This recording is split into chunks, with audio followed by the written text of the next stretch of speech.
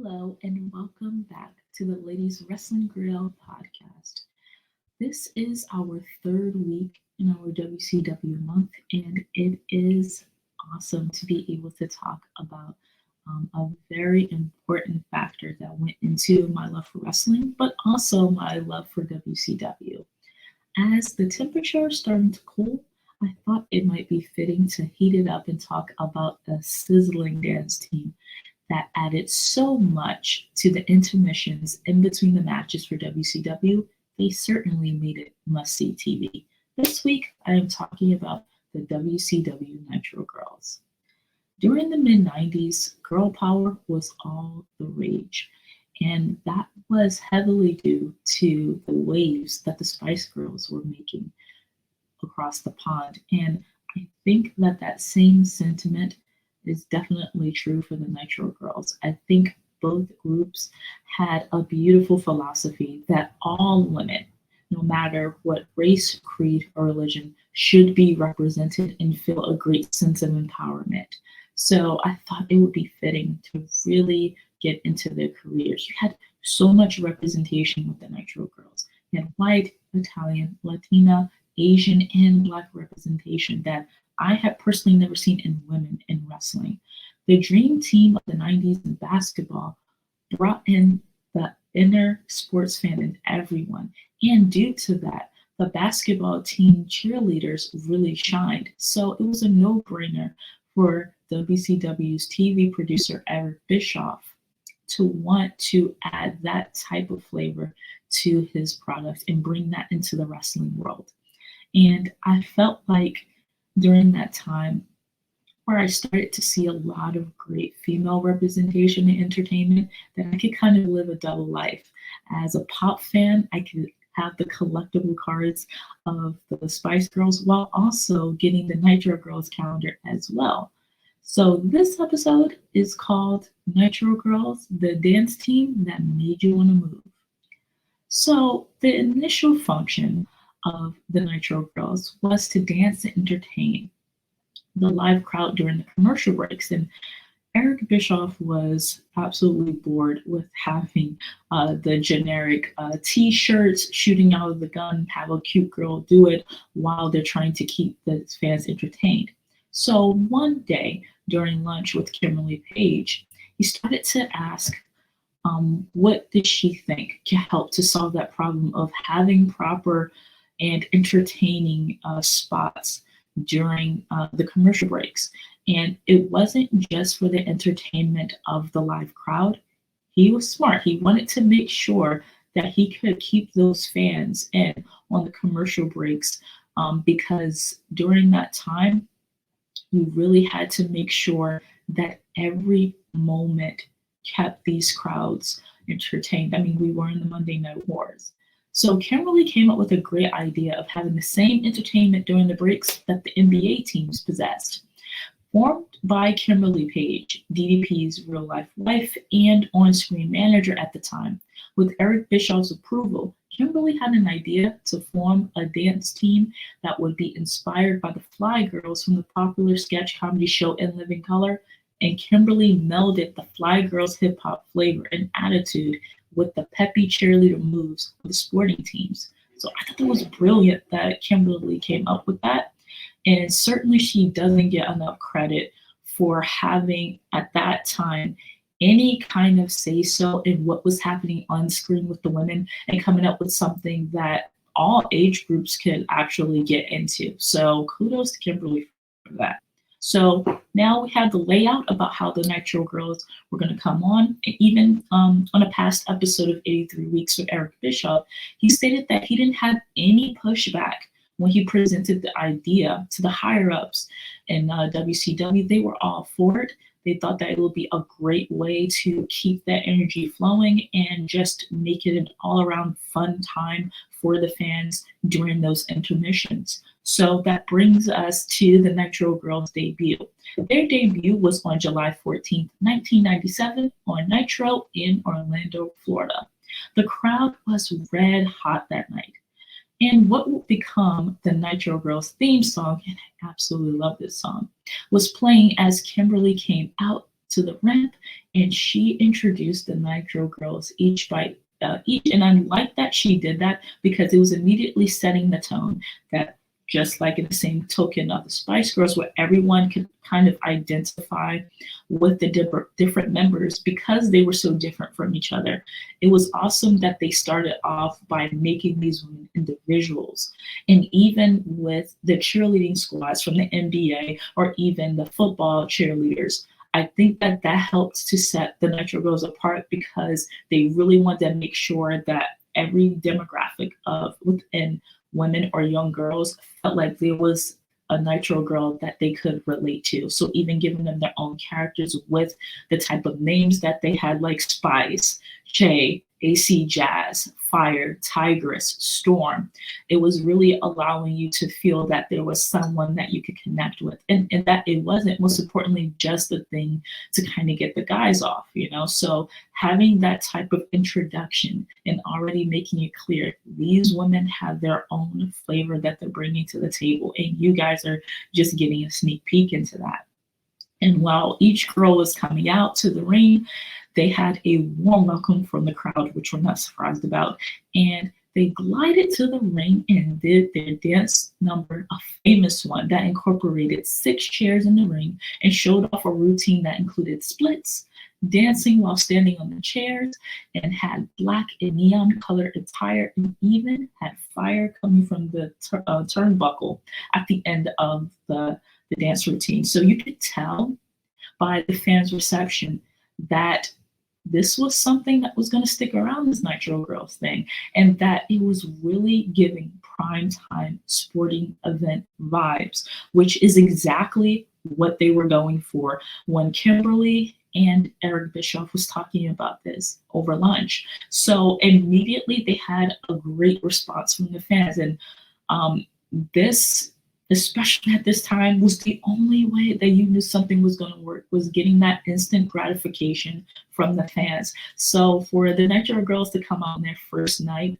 and get that kind of response, I'm sure that they felt that they had money there, that they had already kicked it off well. So, kind of like another interview that I saw as I was doing research for this, Kimberly was very excited and happy about the impact that the Nitro Girls had, and she loved picking out the costumes and coming out with the songs and arrangements for the Nitro Girls. I mean, this was her baby. She really took it in and really wanted to be a good steward over it. And her aim was to keep it PG, but keep it sexy enough to make sure that the viewers stay tuned, and that certainly worked. In '98, the Nitro Girls were really establishing themselves as a solid dance team. The fans were getting accustomed to seeing the Nitro Girls on a weekly basis, and soon saw varying demographics hold up signs that were meant to grab the Nitro Girls' attention, and I know that must have been a good feeling for them. Specifically, young girls that would tug at the ladies' heartstrings when they would hold up signs that said "Future Nitro Girl." This made the Nitro Girls feel like they were making an impact, not just trying to get the guys riled up. And especially when you did not have social media at that time to specifically hear what the fans had to say, knowing that you could pretty much have at that time the equivalent of a post in the arena when you would have people holding up signs to show that they came there for you. I know that that must have really sealed the fact that they had that perfect balance where a lot of girls could really, and women could really like them and not feel that they were just there for TNA, but that they were providing an awesome form of entertainment that they could get behind as well. So during this time, the fans would get a glimpse of the Nitro Girls performance right before the commercial break and stay tuned during the break so they wouldn't miss anything from their routine when Nitro would come back on. And I love this tactic because those commercial breaks could end or make or break rather your ratings for the night, because that was a big thing that initially started off with Eric Bischoff, but then after a while, Vince McMahon started to look at that too, and those ratings wars were real. So anything to get the leg up, Eric Bischoff was going to use. And being able to know that he could place the Nitro Girls to start their routines, or even to prep for the routines, so the live fans and also the fans watching could see that they were going to start their routines and that it was still going to be going on after the commercial break, was just really just brilliant. And I know, especially in WWE documentaries, they try to make it seem as fans are supposed to feel like these tactics weren't smart and that they were, being backhanded or what have you. But if you obviously been a wrestling fan for a while, you know a lot of tactics that Vince McMahon used during the 80s and right before he really started to dub WWF as sports entertainment. So Eric Bischoff just trying to make sure that he was getting the leg up for viewership on Mondays and then later on Thursdays is something that actually I think is kind of smart, because network TV does it all the time. Where you have certain shows placed at a certain time, where you try to include certain things that would keep the viewers staying tuned, as another show that they might be on the next channel. So having the Nitro Girls really rein in that fan base and make sure that they stay tuned, I'm not gonna lie, it was quite genius. And it shows you how intense the Monday Night Wars were. So back to the Nitro Girls in 99, that's when you started to see some more involvement with the Nitro Girls, even outside of bringing the dance routines to the programming. Scott Steiner started getting involved with the Nitro Girls by stalking Kimberly. That's right, it was the 90s and we had some pretty crazy feuds. So Scott Steiner would come out in the middle of their dance routines and make lewd comments to Kimberly, even going into the Nitro Girls dressing room several times to tell her that he could do more for her than her man. So this led to a pretty intense feud between DDP and Scott Steiner, and even saw Kimberly getting pushed out of a moving car and sustaining a concussion when he accidentally pushed her during her rehearsal. So it was a bit of a crazy feud. Everyone can have their opinion about it, of course, and usually it's the same that some things were a bit much, but it did serve as a precursor for us to see what the Nitro Girls' involvement later on, even in that year, would be, where they would have more character to them and that they would in the future be involved in storylines. But something great was also happening for them as well at this time, where they really started to become ambassadors for the company. They were soon getting their 15 minutes of fame as they were joining popular wrestlers like Kevin Nash, Buff Bagwell, Goldberg, Disco Inferno, to really start doing those press junkets and really start to promote WCW. And they were on daytime talk shows. A lot of people from this generation won't even know the name of these shows, but like Jenny Jones and Regis and Kathy Lee, to really bring that and capitalize on that excitement that was starting to surround WCW. WCW was not this company that was off to the side. They were toe to toe with WWE. So they were also getting that type of press, and they were going to capitalize it and really try to make it clear these are all the things that you get when you watch WCW. And certainly the Nitro Girls were a great draw to that. So they were really getting pushed to the forefront. And with the growing popularity of the Nitro Girls, they started to have some fun excursions too. They participated in Spring Breakout, their own little slice of spring break in Florida, the WCW cruise, college parties that they would throw, and helping to debut. I don't know if anyone remembers this, but I thought it was pretty cool that WCW also had the Nitro Grill restaurant. So they had their time to have a short-lived restaurant in Vegas, just like WWE had their restaurant in New York. So throughout all these things, whenever you had these events, you better believe the Nitro Girls were there. So it really helped to have actually their brand inside of them promoting the brand of WCW. And WCW, to point out some positives, they really did a good job of creating attention around their company and making fun events for the college age crowd, because that crowd was ripe for the taking at that time. They were the ones that were really adding to the ratings of both WWE and WCW. So I like that WCW, did not wait to capitalize on that.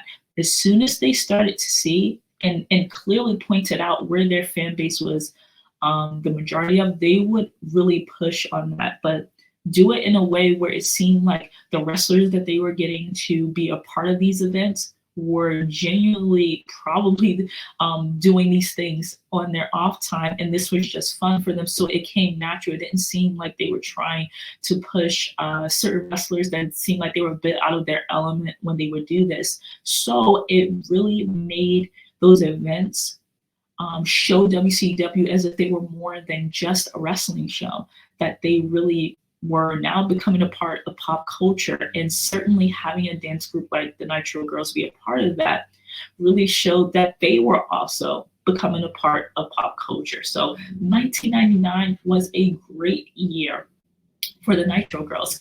And after doing all these fun excursions, going on these press junkets, doing daytime TV, the Nitro Girls had a demand to see more of the ladies and get a peek at their personalities. So the Nitro Girls filmed their own pay-per-view, dubbed the Nitro Girls Swimsuit Calendar Special, which aired on August 3rd, 1999, and was released on home video.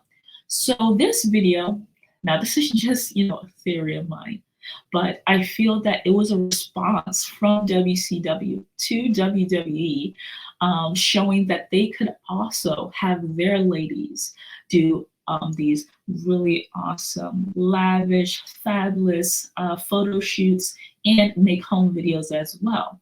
I mean, this was the time when WWE really started to lay into making sure that their female talent was seen as divas. So I think, especially because the nature of how 1999 women were in WCW as well, it lent well to them to have these type of photo shoots and have the calendars and do all that to sort of show that they had that same idea of showcasing their women in that way.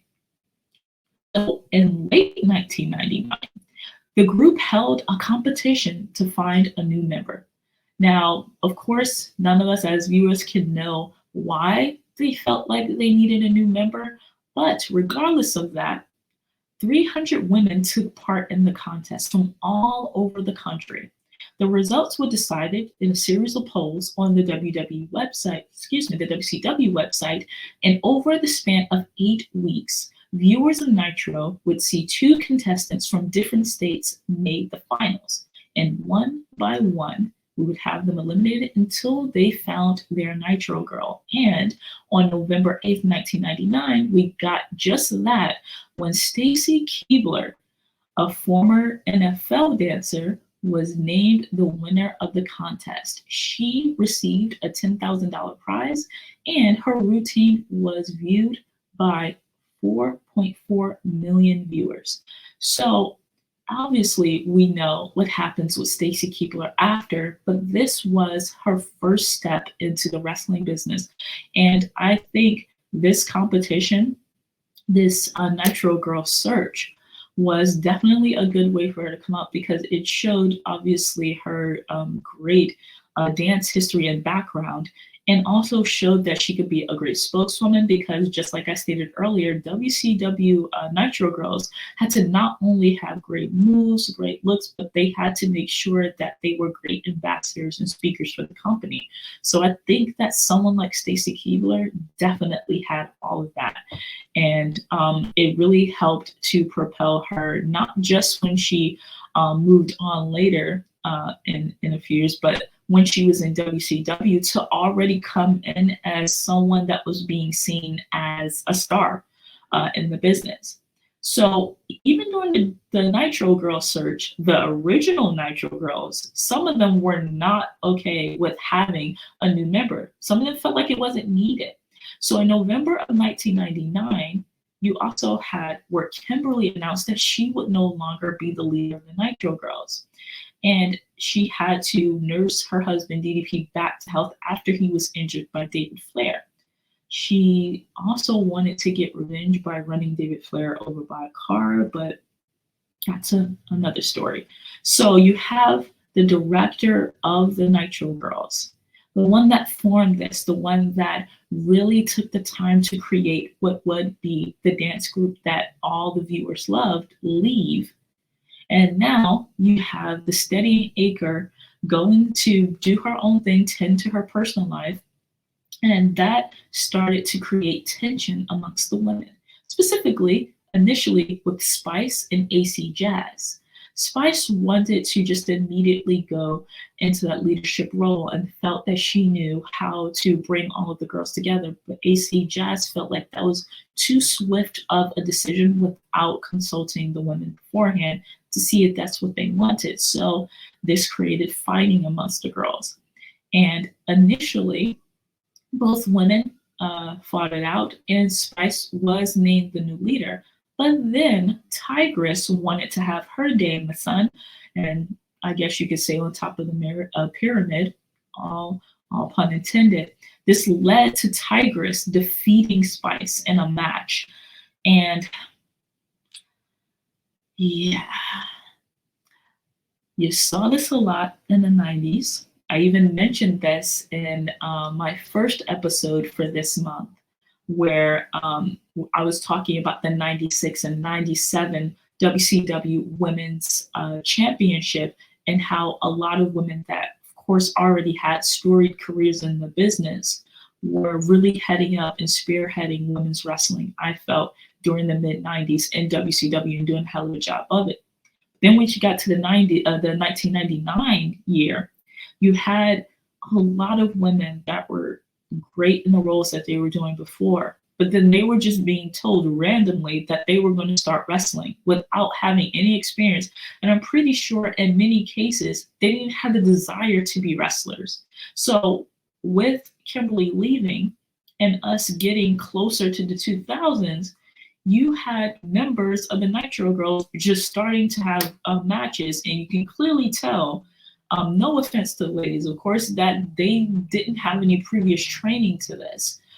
They may have gone to the power plant, which was WCW's training facilities, and they probably had 2, maybe 3 weeks of training, and then they were put into matches. And you could clearly tell with them trying to have this angle between Tigress and Spice that they didn't have any ring experience. So these matches at the most could probably be about 3 minutes. And even then, they were really awkward because the women didn't know what they were doing. So it did not make for good TV.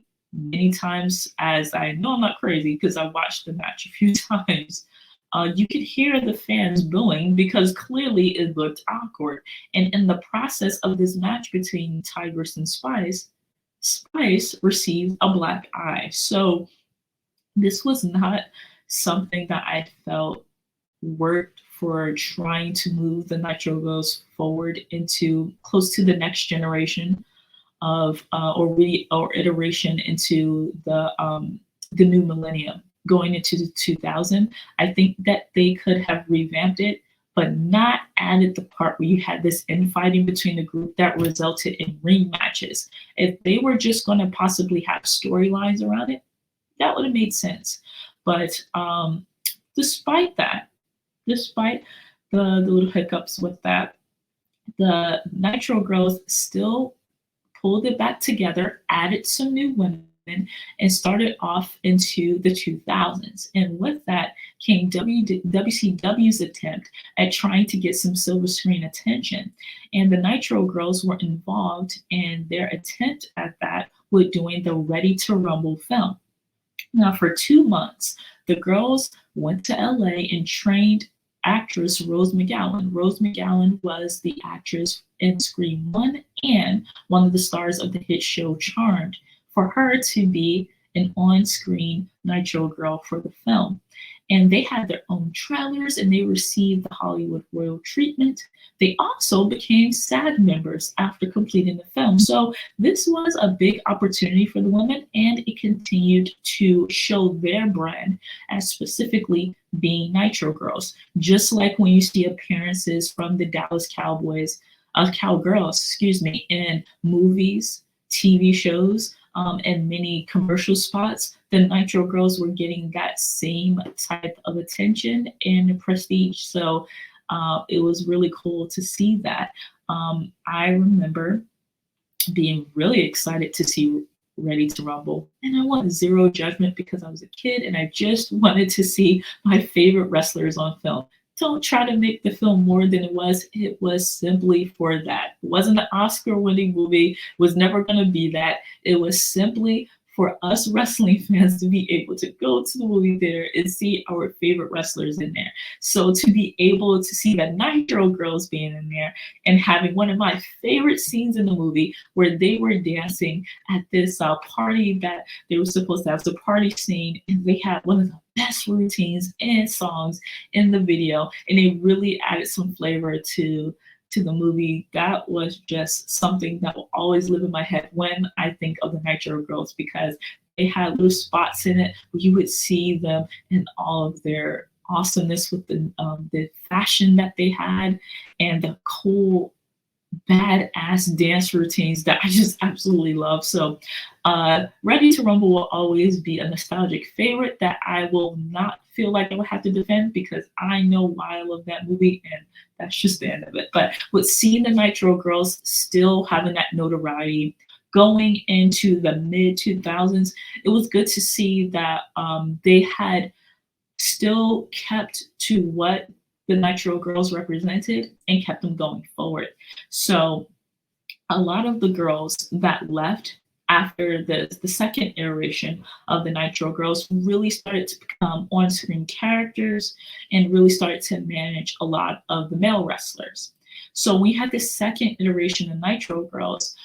There was a new choreographer added to it, but they stuck true to what fans liked about the Nitro Girls. So it didn't seem like this huge hiccup or something that the fans couldn't still like, because they really did try to stay true to that. So I give kudos to that. And this is really a great E-News special. I think it was in 2001 that showed the behind the scenes for the Nitro Girls. It was called Women of WCW, and it's actually available on YouTube.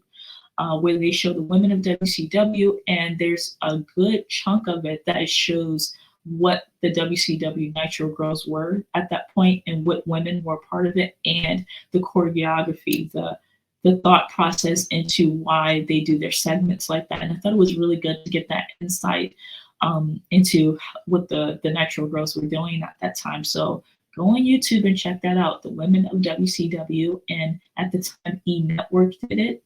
And it goes to show how many times the E Network had some involvement with showing women in wrestling. So, check that out. So, as I said, a lot of the former WCW Nitro Girls really started to come into their own. They started to have on-screen characters versus being a part of the dance team. And one of them being Storm became Paisley, and she started to manage Prince Ioka, also known as the Artist. Then she joined Kimberly joined the New Blood. So Kimberly Page still had on-screen storylines, and she just kept going on with being with DDP. And I personally think, because I think I even saw this in an interview later on, that Kimberly started getting burnt out from leading the Nitro Girls, but she still wanted to do some on-screen things. So she really just continued to be involved in storylines with DDP. She also started having a bit feuds on her own. Like, for instance, she had a feud with Miss Elizabeth. Just like I said, once you started getting into the 2000s and 2001, not just for women, but just in WCW in general, the storylines weren't that great, but Kimberly was still on screen. Then you had Tigress, who went on to be a part of the faction Filthy Animals with Rey Mysterio and Conan. And I'm going to be honest, Paisley and Tigress to me had the better of the storylines that former Nitro Girls had in the company. I really liked Tigress with Rey Mysterio and Conan. I think that she added something to the group, and it seemed like they knew what to do to make her look like she definitely gelled with the group and that she belonged there. And it was definitely giving some great Latino representation within that group. And I actually think that's an underrated group. They all worked really well together. So kudos to Tigress. She was a really good manager. And of course, Stacy Keibler became Miss Hancock and was the on-screen girlfriend of David Flair. And she had a long-standing fuse. She had some different storylines, many times mixing it up with Daphne, and really just showing that she wanted to really push herself into being an on-screen character and not just a Nitro girl.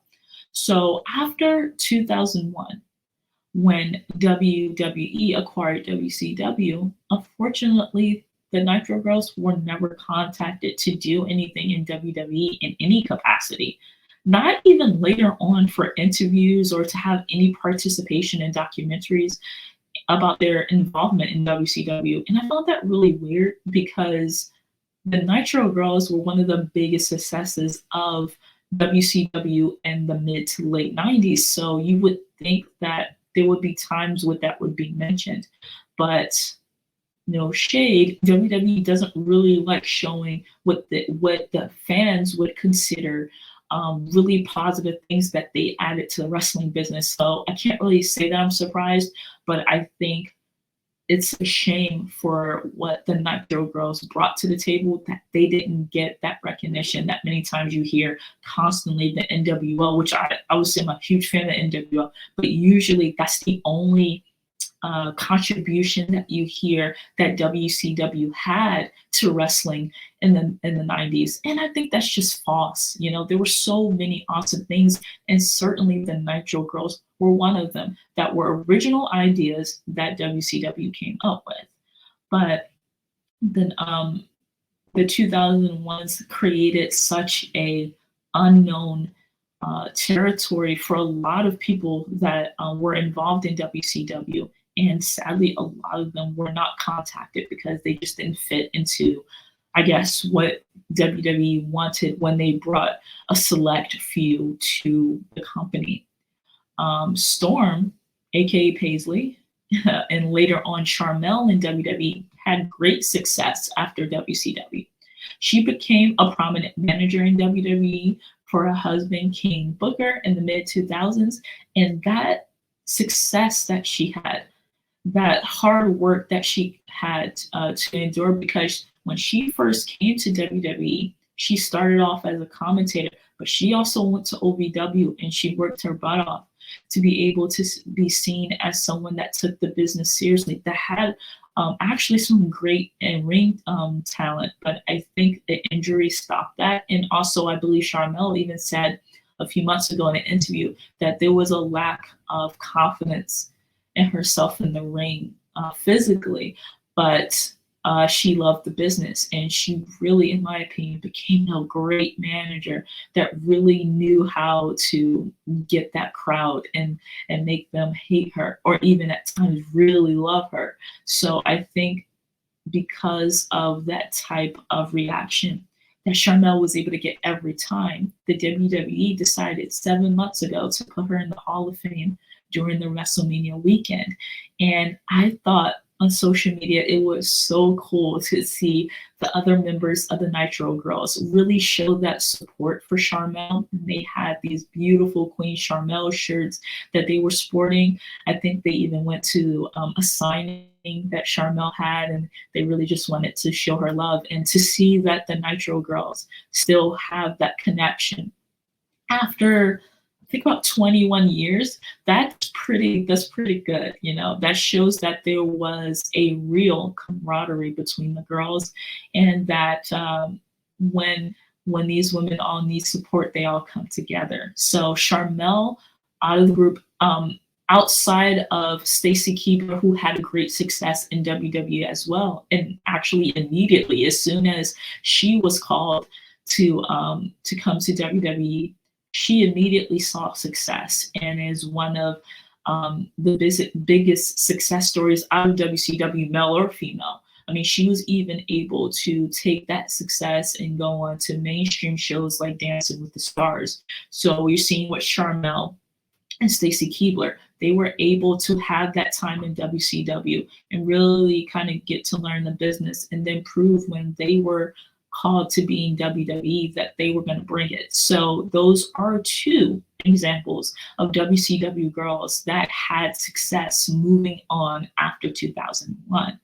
And recently, over I would say the past 2 or 3 years, you've seen a lot of the Nitro girls kind of come back and have interviews and go to cons and make appearances and really give us an insight on how they feel about their time in WCW as Nitro girls, what type of impact it had on their lives, and how they hope that they are perceived after having that stint in WCW. And specifically, Che has really blessed us with a few interviews over the past year to talk about her time.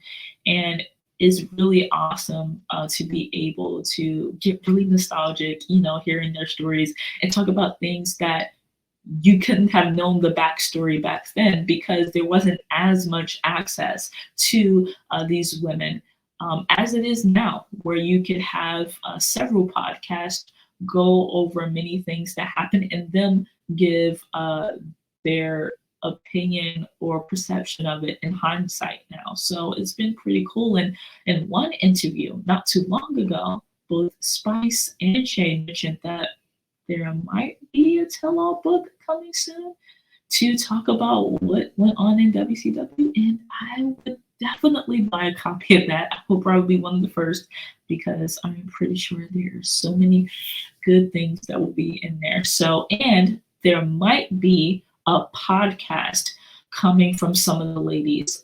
So if that happens, that would be so cool because I'm pretty sure they would go over a lot, but then also talk about what their lives are like now. I mean, these women are mothers, proud mothers, they are business owners. So there has been a lot of progress and a lot of evolution with these women that we adored as Nitro Girls. So to end this episode, I just want to convey the absolute nostalgia and admiration that I have for the women that made some exciting TV and that were in their own lanes. They knew and embraced their differences and the many backgrounds that they had, and that added so much to the WCW programming. I mean, they didn't even have, if you look back at the dance routines, they didn't have a substantial amount of time, but they made that time work and they made an impact.